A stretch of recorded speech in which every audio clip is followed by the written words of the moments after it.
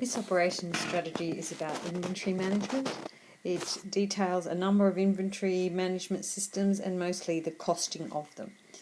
So inventory or stock refers to the amount of raw materials or work in progress or finished goods that a business has on hand at any time, and it's a really important part of operations management that they do manage their inventory and how they cost it is also important. To be able to calculate the cost of goods sold, managers must know the value of the stock which has been sold, and they also need to know what's left unsold, so for their records and accounts for the next accounting period. And there are a number of different methods to use, and all of them, of course, have their own advantages and disadvantages, and all the methods are based on assumptions. So this costing of inventory is an accounting function. Even though it's here in operations, it's an accounting function, and you really just need to pay attention. LIFO and FIFO explained. These are simply ways to account for the costs of inventory. Okay, so it's just accounting methods, and it's accounting for inventory that's been sold and inventory that remains unsold. Remember, it's an asset on the balance sheet. It needs to be counted, it needs to be accounted for, and it is important that businesses know how much inventory has been sold and at what cost to them. And they also need to know what is the cost of the inventory that they still have sitting in their warehouse or on their shop floor. So LIFO is the first one, and as the name says, it's last in, first out. So it assumes that the last goods that you purchase to sell are also the first goods that you actually sold. Okay, so that's LIFO. Therefore, the cost of each unit sold is the last cost recorded. FIFO, which is the other one, just here, it assumes first in, first out. So it assumes that the first goods you purchase, and that could have been back 6 months ago, are the first goods that are sold, and therefore the cost of each unit sold is the first cost recorded. Look, don't worry too much if this is sounding a little bit confusing to you now. Just read over it again in the book. But I really would like you to have a go at answering this question. So once you've got your head around it, I want you to think about this question. Which method, LIFO or FIFO, would result in a lower cost of goods sold?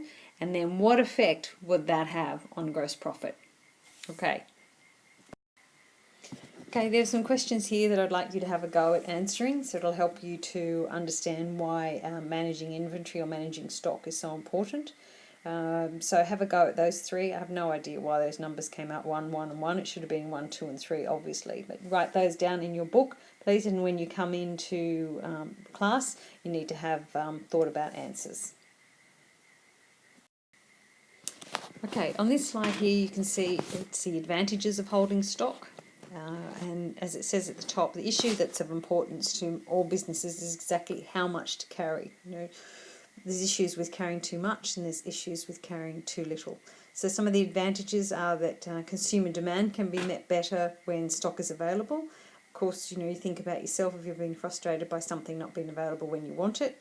If a particular product line runs out, well, you can find an alternative for the customer. Well, we haven't got that one in, but we've got this one. And who knows, they may actually take you up on the offer. It reduces the lead time between order and delivery, which some people get frustrated with. Stocks also give the opportunity for a business to generate immediate sales. They may just buy from you simply because you do have it in stock rather than waiting for someone else to get it in. Stock can be dispatched to distribution centres and they can then quickly transport them to places as required. Just think of Bunnings. Think about the amount of goods that's transported to Bunnings stores all around the country. Older stock can be sold at reduced prices and it will generate cash for you. And stocks are an asset and they're of value to the business. So it looks good on the balance sheet, of course, to have stock. Making products in bulk can reduce costs as there are economies of scale in buying inputs, and ordering in bulk can mean you get volume discounts. But of course, for every upside, there is also a downside. Okay, so here, of course, we're looking now at the disadvantages of holding stock. So there is a current trend amongst businesses to hold as little stock as possible, and mostly it's to do with costs. So the costs in holding stock can be as high as 30% of the value of stock. There's all sorts of things to consider too, such as just the cost, the physical cost of the storage. Could spoil, could go off if it's perishable. There's insurance to pay, sometimes there's theft, there's handling expenses, and you often have to have security as well. There is invested the capital, labour and energy. You can't use it anywhere else. It's already been used to create stock.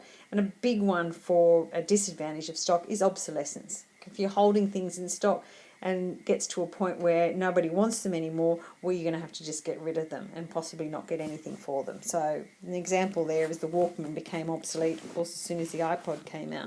And CDs are going the same way as becoming obsolete because something else comes along and replaces it.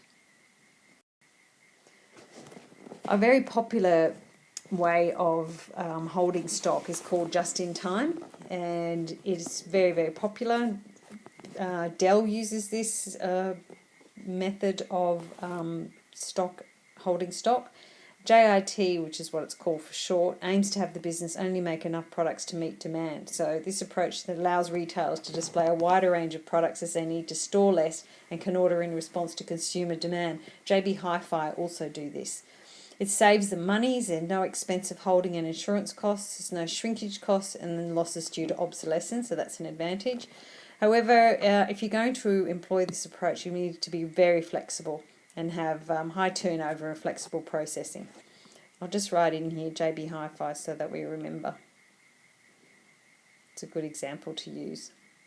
JB Hi-Fi. Sorry, it's in yellow. Another way of costing inventory is the weighted average cost, WAC for short. It is obviously a very simple way of costing your inventory, where you just take the average price of everything you've bought. Because if you're buying stock over a period of time, say it's 6 months or 12 months, the price that you paid for that stock, of course, is going to change over time. So this method just looks at averaging out, looking at how much you paid across the board and then averaging out how much that was. It's a very simplistic method, and some people think it is too simplistic. We're going to be looking soon at LIFO and FIFO, and we'll explain those in a bit more detail. There's some revision questions here that you need to do before you come into class. So revision questions 1 to 5 and 7, 8 and 9, and they're all on page 101.